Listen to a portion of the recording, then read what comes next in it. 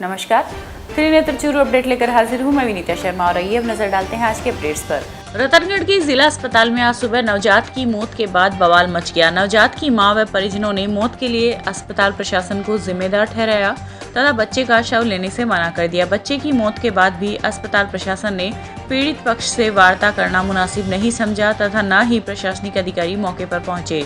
घटना के अनुसार तहसील के गांव जोरावरपुरा निवासी रूप सिंह ने अपनी 23 वर्षीय बेटी ममता कंवर निवासी कोठरा को प्रसव के लिए 23 जुलाई को अस्पताल में भर्ती करवाया था।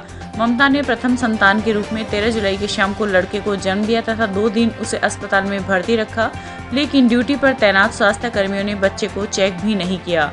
2 दिनों के बाद 15 जुलाई की शाम जच्चा व बच्चा को छुट्टी दे दी गई। घर आने के बाद नवजात की तबीयत खराब होने पर परिजन उसे आज सुबह अस्पताल लेकर आए, लेकिन 2-3 घंटे इधर उधर घुमाने के बाद भी डॉक्टरों ने उसे चेक नहीं किया और नवजात की मौत हो गई। बच्चे की मौत के बाद परिजन शव को ड्यूटी रूम की टेबल पर रखकर बाहर चले गए तथा अस्पताल प्रशासन पर लापरवाही व बधाई मांगने के गंभीर आरोप लगाते हुए विरोध जताने लगे। दूसरी ओर पीएमओ डॉक्टर राकेश गौड़ ने बताया कि बच्चे को देखने में कुछ विलम्ब हो गया। जब डॉक्टर द्वारा चेक किया गया तो बालक मृत था। 13 तारीख ने 1 बजे उठाया मैं। हाँ। बस मारे सीधे जीरा दे मैं बच्चों निकले बाद में मन 4:15 बजे बच्चों जन्म में 4:15 जन्म में बाद मन छुट्टी भर्ती कर दी मैंने भर्ती कर दी। फिर बाद में बच्चों दूध पी रही हो नहीं हो तो मैं आज डॉक्टर आज जितनी बार कहती मैं बच्चों दूध कौन पी रही हो, बच्चों दूध कौन पी रहे हो, पिलाओ मैं क्यों पी कौन तो क्या पिलाऊँ। 50 शाम को छुट्टी दे दी मैंने। एम्बुलेंस में मार किराए खुद की किराए गरीब आदमी तो इधर शाम को टाइम सही हो गड़बड़ रहे जन पाछा ले रहा है 8 ले रहा है 2-3 घंटा इन्नू फिराया संभालो को बच्चा खत्म हो गया। 4 दिन पहले इसी अस्पताल में डिलीवरी हुई थी, तो कल की डेट में इनको माँ और बच्चे को सकुशल यहाँ से डिस्चार्ज कर दिया गया था। तो बच्चे और माँ घर चले गए थे। बाद में कोई बच्चे के रात में तकलीफ हुई बताते हैं ये लोग जो मरीज के रिश्तेदार हैं, तो ये लोग लेके सुबह करीब यहाँ पे 8:40 के आसपास यहाँ पे इसको लेके आए बताते हैं लगभग। तो उस दौरान क्या था कि ये वार्ड में लेके आए जहाँ पे ये बच्चा भर्ती था। स्वाभाविक रूप से लोग जानते नहीं तो लिए, तो यहाँ पे जो स्टाफ उपलब्ध था उन्होंने कहा कि भाई आप उधर आउटडोर के अंदर ले जाओ, वहाँ पे इमरजेंसी में बच्चों का डॉक्टर उसको दिखाओ। तो ये वहाँ पे गएंगे। अब वहाँ इनको किसी ने कहा वो डॉक्टर साहब उस समय ड्यूटी अपनी ख़त्म करके 12 घंटे की घर पे गए थे। तो ये पीछे सोचा कि बच्चों डॉक्टर घर पे तो वहाँ दिखा लेते हैं। वहाँ गए तो डॉक्टर साहब से मैंने बात करी तो वो करें मैं उस समय बाथरूम में, स्वाभाविक बात है रात की 12 घंटे ड्यूटी करके जाएगा तो नहाएगा धोएगा तो सही आदमी। तो उस दौरान इनको कोई 10-5 मिनट वहाँ पे वेट करना पड़ा। जितने वो डॉक्टर साहब नहा के बाहर आए उनकी मैडम ने बताया तो उन्होंने उसको बच्चों को देखा तो बच्चा ब्रॉड डेड था। बच्चा तो काफ़ी पहले ही एक्सपायर हो चुका था। तारानगर में आज अखिल भारतीय किसान सभा ने अपनी मांगों को लेकर सड़क मार्ग जाम कर दिया, जिससे आमजन को काफी परेशानियों का सामना करना पड़ा। तहसील के सभी मुख्य सड़क मार्गों पर किसानों ने डेरा डाल लिया। किसान कहीं रस्सियों से तो कहीं लकड़ी, डंडे, पत्थर और चारपाई लगाकर सड़क मार्ग पर बैठ गए और सड़क मार्ग जाम कर दिया। किसानों के चक्का जाम को ध्यान में रखते हुए रोडवेज बसों का संचालन हुआ ही नहीं व रोजाना रूट पर चलने वाली बसों ने अपना रूट बदल दिया, जो ग्रामीण क्षेत्रों के अन्य रास्तों से रेंगते हुए अपने गंतव्य स्थान पर पहुंचे। वहीं छोटे साधनों वाले लोग गाँव में लोगों से रास्ता पूछ कर अपने यथास्थान पर पहुंचे। अखिल भारतीय किसान सभा के राज्य कमेटी सदस्य निर्मल कुमार प्रजापति ने बताया कि पिछले लंबे समय से किसान आंदोलन कर रहे हैं, शासन व प्रशासन से वार्ता करते आ रहे हैं, हर बार वार्ता विफल रही है। किसानों से बार समय मांगा जाता है व उन्हें तारीख ही दी जाती है। क्रॉप कटिंग रिपोर्ट उपलब्ध नहीं करवाई जाती। जिले के किसान पिछले लगभग 4 महीनों से धरना प्रदर्शन कर रहे हैं, लेकिन सरकारों के कानों में जू तक नहीं रेंगी। वहीं बीमा कंपनियां किसानों के हक को मार रही है। उन्होंने आम जन से क्षमा मांगते हुए कहा है कि इस बंद के चलते आमजन को जो परेशानी हो रही है उसके लिए राज्य व केंद्र सरकार जिम्मेदार है, न कि अखिल भारतीय किसान सभा। हम लोग का आंदोलन तो वैसे तीसरे महीने की 7 तारीख से चल रहा है। आज का प्रोग्राम हमारा 16 तारीख को चूरू जिले में राजगढ़, तारानगर, सरदार सर में चक्का जाम का है। तारानगर में 5 जगह, राजगढ़ में 5 जगह किसानों द्वारा चक्का जाम किया गया है और ये चक्का जाम तब तक चलेगा जब तक सरकार हमारी मांग नहीं मानेगी। कौन सी 5 जगह? 5 जगह बनीन फंटा, रैयटुंडा फंटा, राजपुरा सात्यू, आनंद सिंहपुरा, बुचावास।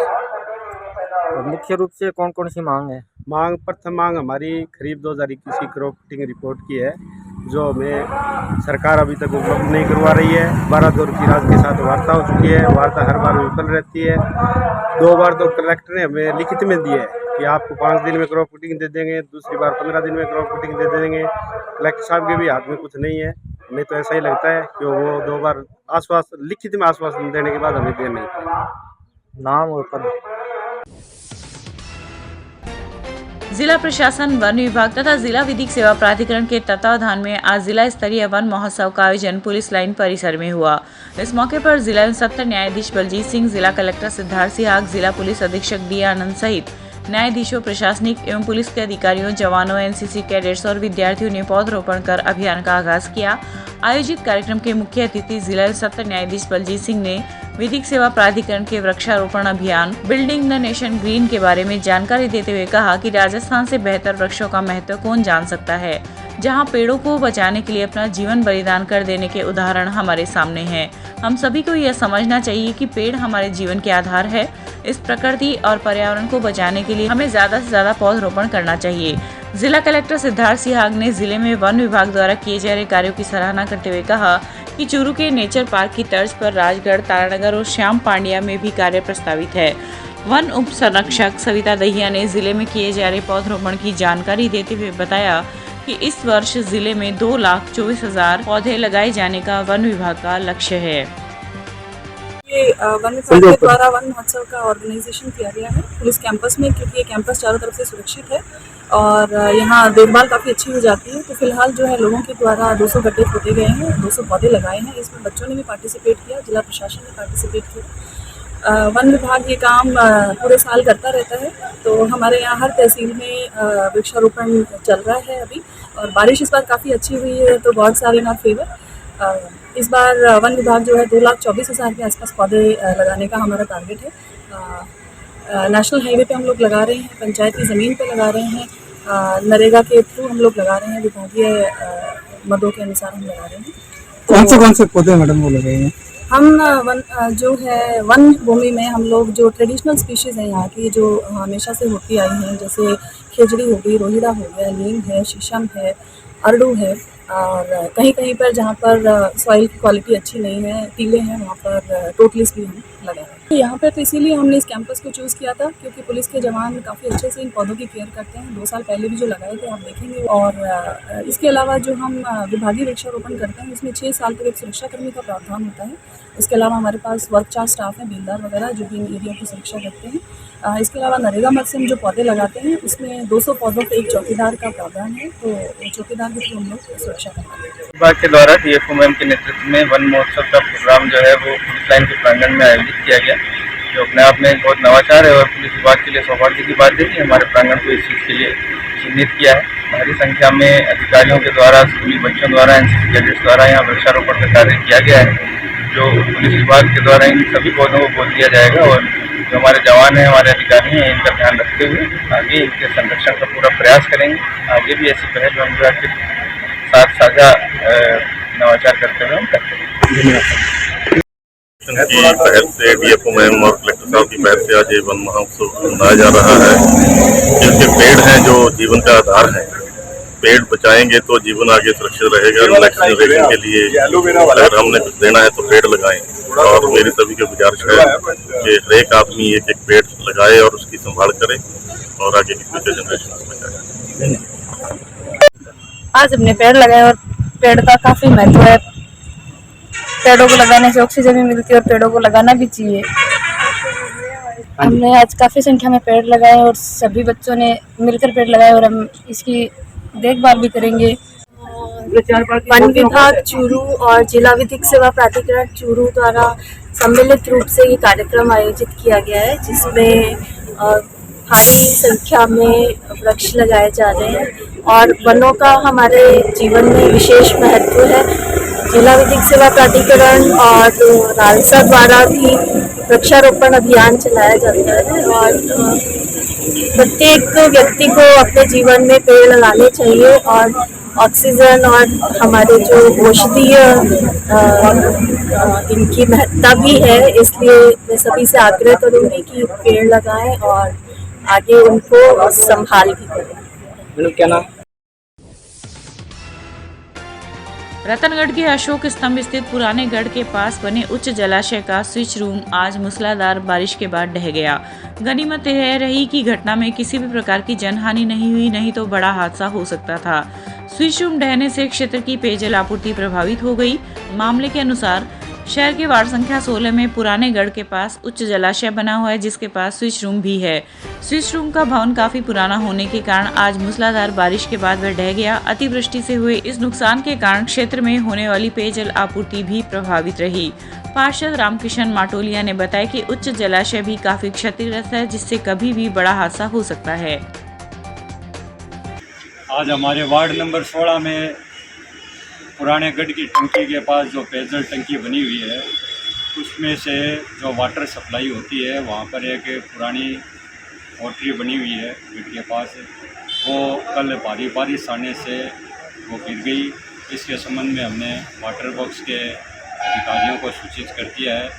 और दूसरी बात, हम अधिकारियों से, प्रशासन से मांग करते हैं कि यह जो गढ़ की टंकी है, यह काफ़ी पुरानी हो चुकी है, जर्जर अवस्था में है। इसके संबंध में हमने 1-2 बार लिखित में भी अधिकारियों को, जीएन साहब को, एक्शन साहब को, एसडीएम साहब को लिखित में भी दे दिया है, लेकिन आज तक उसका कोई उपाय हुआ नहीं। और कभी भी वहाँ पर यह मरम्मत इसकी नहीं होने के कारण, जर्जर अवस्था में टंकी होने के कारण कभी भी यह गिर सकती है, उसमें जान माल का भारी नुकसान हो सकता है। हम प्रशासन से यही मांग होते हैं कि जल्द ही प्रशासन इसकी सुध लेकर इसकी मरम्मत कराए। धन्यवाद। वहीं रतनगढ़ में शुक्रवार को हुई मूसलाधार बारिश के बाद शहर के कई इलाके जलमग्न हो गए। आज दूसरे दिन भी पानी की निकासी नहीं होने पर आक्रोशित लोगों ने गढ़ चौराहे पर जाम लगा दिया तथा पालिका प्रशासन के खिलाफ जमकर नारेबाजी की। व्यापारियों ने बताया कि बारिश होने के 20 घंटे बाद भी रतनगढ़ के उतरादा बाजार से पानी की निकासी नहीं होने से व्यापारी काफी परेशान है तथा व्यापार कार्य पूर्णतया ठप है। वहीं इस बाजार की काफी दुकानें भी बंद है, जिससे उन्हें आर्थिक नुकसान का सामना करना पड़ रहा है। मौके पर पहुंचे पालिका के सफाई निरीक्षक भवनलाल पेंटर मौके पर पहुंचे तथा व्यापारियों को शीघ्र ही पानी की निकासी करवाने का आश्वासन दिया। तब जाकर व्यापारी शांत हुए तथा आवागमन सुचारू हो पाया।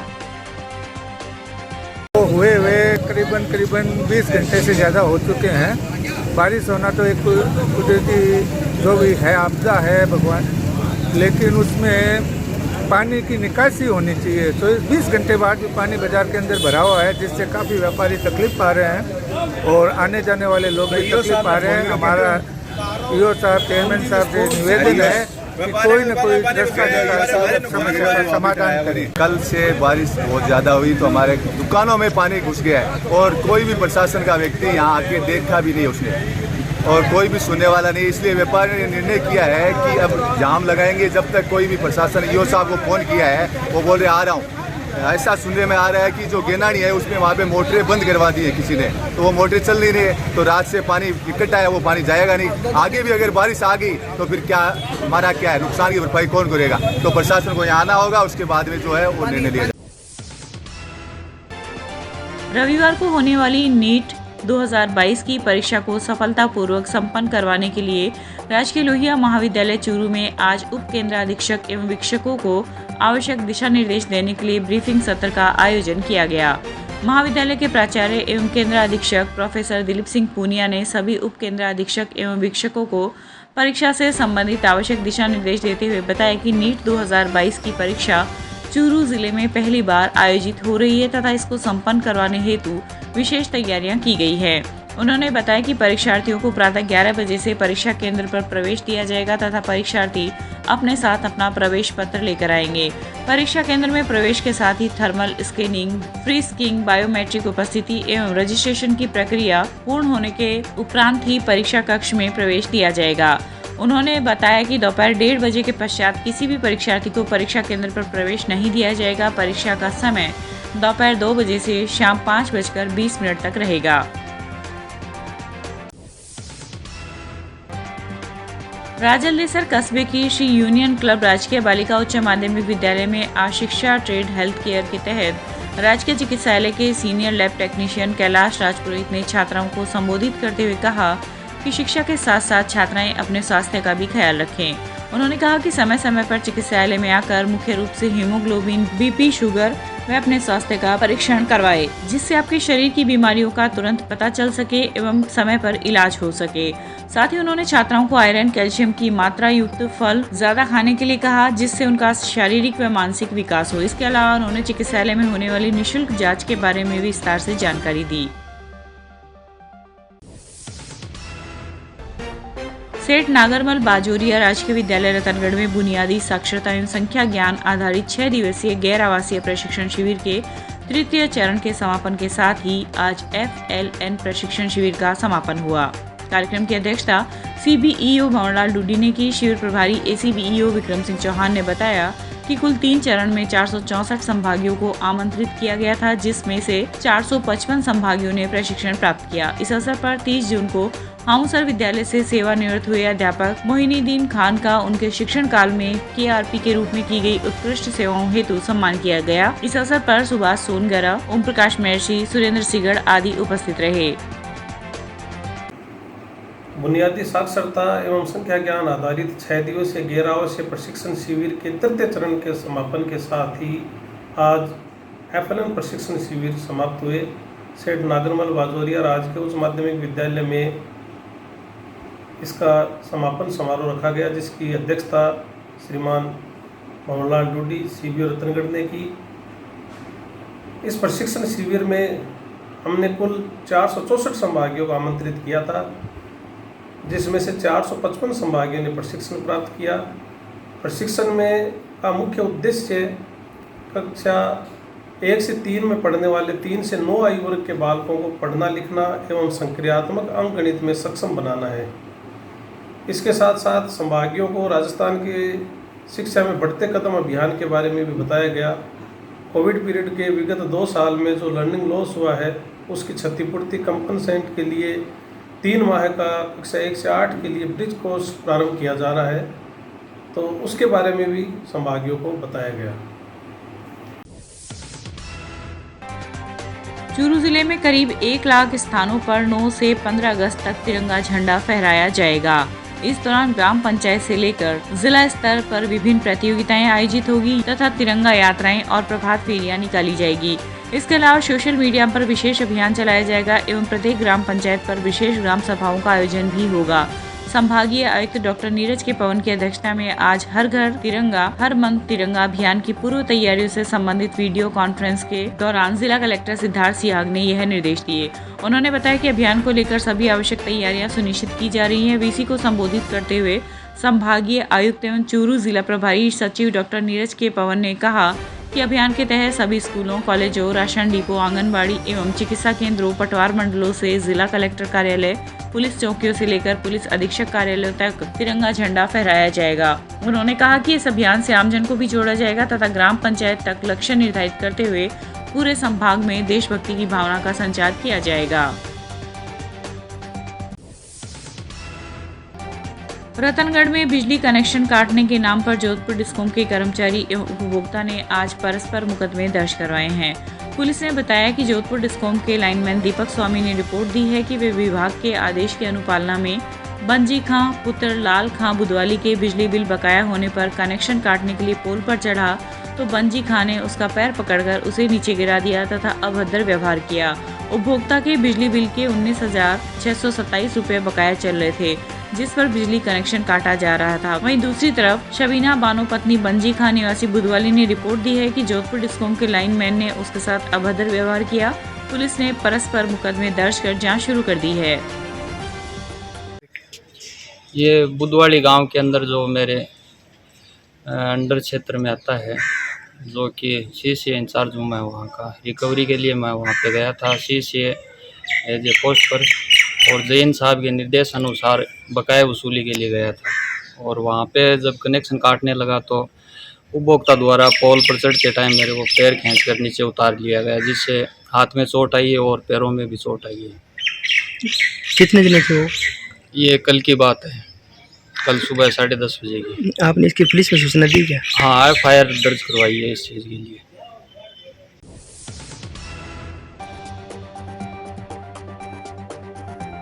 तारानगर कस्बे के वार्ड संख्या 29 में आज 2 आवारा सांड एक दूसरे से भिड़ गए, जिनमें से एक की चैम्बर में गिरने से दर्दनाक मौत हो गई। स्थानीय लोगों ने बताया कि 2 सांड आपस में लड़ रहे थे तथा पास ही में नाली का चैम्बर ढका हुआ नहीं था। लड़ते हुए दोनों सांड में से एक चैम्बर में गिर गया, वह गर्दन नीचे आने से उसकी मौत हो गई। घटना के बाद सोशल मीडिया पर लोग नगरपालिका प्रशासन को कोस रहे थे, वह घटना की निंदा कर रहे थे। इधर भाजपा के युवा मोर्चा अध्यक्ष राकेश टाक ने बताया कि नगरपालिका प्रशासन कस्बे के खुले पड़े चैम्बरों पर ध्यान नहीं दे रहा है। एक और जहां सावन के महीने में लोग नंदी की पूजा कर रहे हैं, वहीं तारानगर में नगरपालिका प्रशासन की लापरवाही की वजह से यहां एक सांड की मौत हो गई। उन्होंने कहा कि नगरपालिका प्रशासन को शहर की बदहाल हो रही व्यवस्थाओं को सुधारना चाहिए।